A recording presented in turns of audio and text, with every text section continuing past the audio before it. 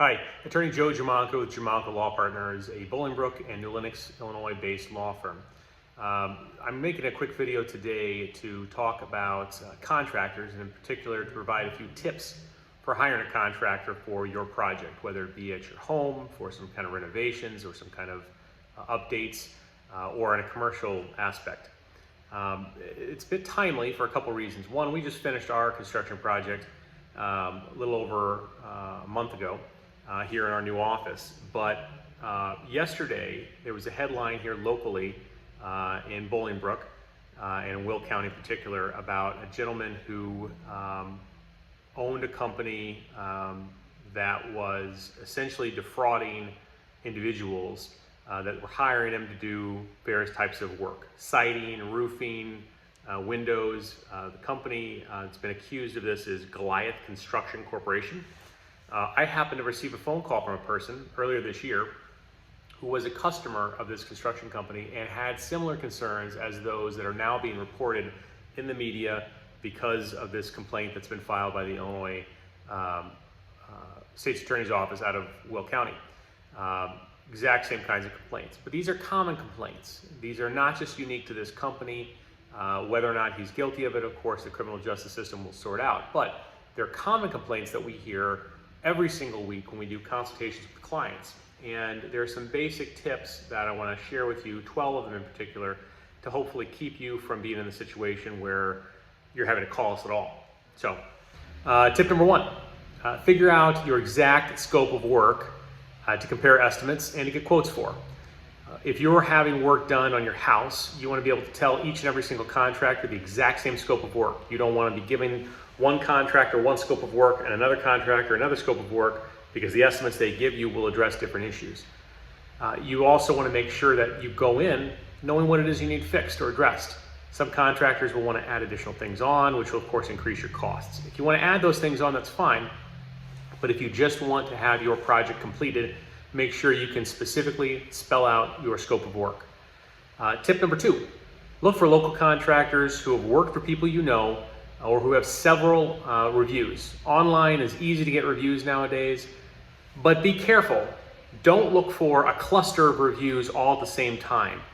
You want to see reviews that are spaced out over time, some that are months, preferably years old. Why? Because that tells you that that contractor has been around for a lengthy period of time. They didn't just start up. I can't tell you how many contractors are there one day and they're gone the next. They shut down the business that they were operating in and they open up another business with a slightly different name. It happens all the time. You want to make sure that whoever you hire has been around and will be around for a long time. Number three, interview the contractors over the phone or via video conferencing, and then at some point, make sure you meet with them in person before you hire them. This is kind of a no-brainer, I think. In the age of COVID, things are a little different, but it still is important to be able to have that face-to-face interaction. The ones over the phone and via video conferencing are okay. You can judge a person's character a little bit, but you want to be able to make sure they see your project, they're quoting it accurately, and you know who you're dealing with. And if your gut tells you this is not the right person, don't hire them. Find somebody else. Tip number four, get multiple quotes. Don't just choose the cheapest because it's the cheapest. If you choose the cheapest because of some other reason, great. But oftentimes, the cheapest quote will not be the cheapest quote. There will be extras, there will be mistakes, there will be time. All of these things will cost money in the end. Oftentimes, you'll be better off with an estimate that is higher than the absolute cheapest one. Now, you could have found the jewel in the rough. You could have found the one that is perfect, that happens to also be the least expensive. That's possible, of course. But be really careful, because sometimes you get what you pay for.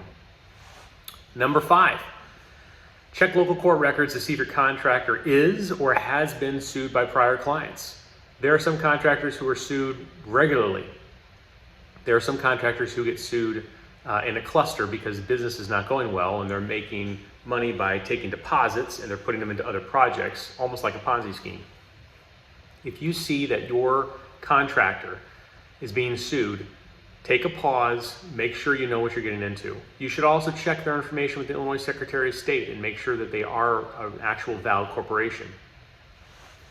Number 6, make sure your selected contractor is insured and licensed to do the work that they're going to do.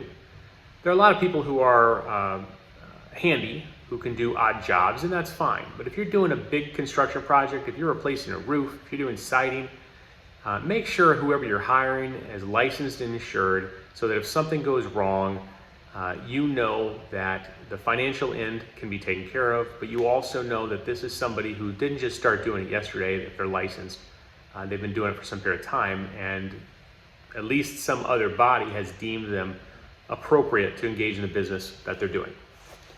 Number 7, do not agree to provide any more money for a deposit or for a progress payment than is absolutely necessary. There are a lot of contractors who will require a specific amount of money up front.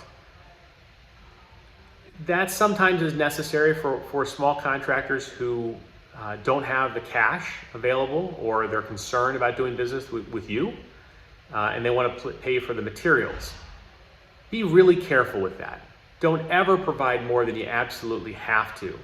And the reason why is because I have seen too many clients pay large sums of money and the contractor delays in starting or sometimes doesn't even start. We have a case right now where we just entered judgment against a company that took $98,000 from our client whose house caught on fire.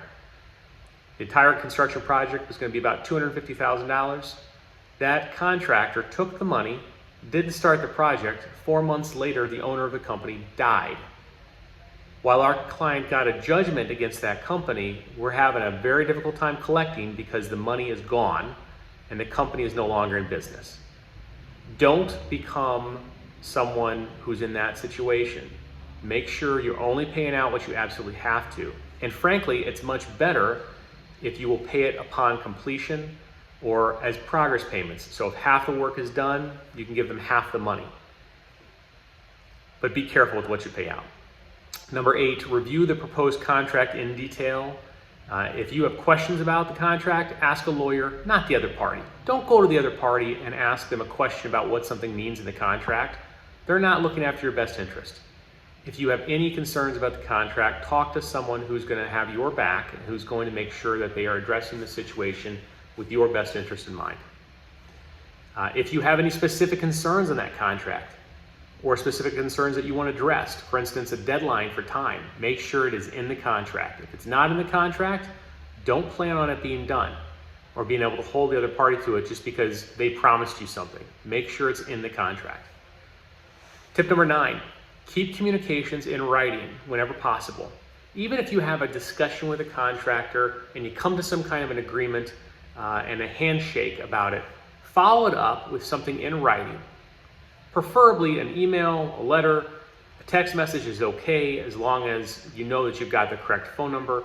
Make sure there's something documenting every single agreement, every single communication between you and the contractor. That will help you if something goes wrong down the road to show that you've got a clear paper trail. Tip number 10, make sure any changes to the scope of the agreement, the scope of the contract, are in writing. So if you add something on and the contractor is going to charge you an additional amount of money, which they will, make sure that specific agreement is in writing, what they're doing for you and how much they're charging you. Number 11, if things go bad, talk to a lawyer as soon as possible. Don't wait.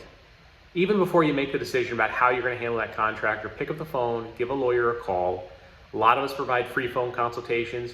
We can at least give you some guidance without looking at the contract. We may be able to give you a little bit to push you in the right direction. If things are really bad, then of course you can hire that lawyer to really represent you and to take over communications or what have you. Tip number 12, when you do make payments, make sure you get lien waivers from the contractor and any subcontractors. What's a lien waiver? A lien waiver is a document that verifies the contractor is waiving any lien they have against your property for the work they've done. A mechanic's lien in the state of Illinois is what we call a super lien because it even goes in front of your mortgage. If a contractor either provides product to your job site, to your house, or provides services that are done to the property, it theoretically improves the value of that property beyond what it was. That then gives them the right upon filing proper documentation, taking certain steps to claim a mechanics lien against your property. If they do that, then when you go to sell your property, when you go to take out a refinance mortgage, you have any kind of transaction with your property, you're going to have a problem. A lien waiver means that person is signing off, waiving any lien they have. They have been paid and they're acknowledging that, and you have it in writing. You also want the general contractor that you have, if they are hiring subcontractors, to have lien waivers for those subcontractors. You do not want to risk your contractor using a subcontractor not paying that subcontractor, because guess what? The subcontractor can claim a lien against your property. So that's it. Those are my 12 quick tips for you today. We could talk for hours about this stuff, but the reality is that there are a lot of companies out there doing the kinds of things that this gentleman has been accused of. You want to be really careful when you're getting into a construction project. And if you're spending thousands of dollars, tens of thousands of dollars on some kind of construction project, spend a little time, consider hiring an attorney to look it over and make sure on the legal end of it, you're not going to be getting yourself into a tight spot. Those are my tips for you.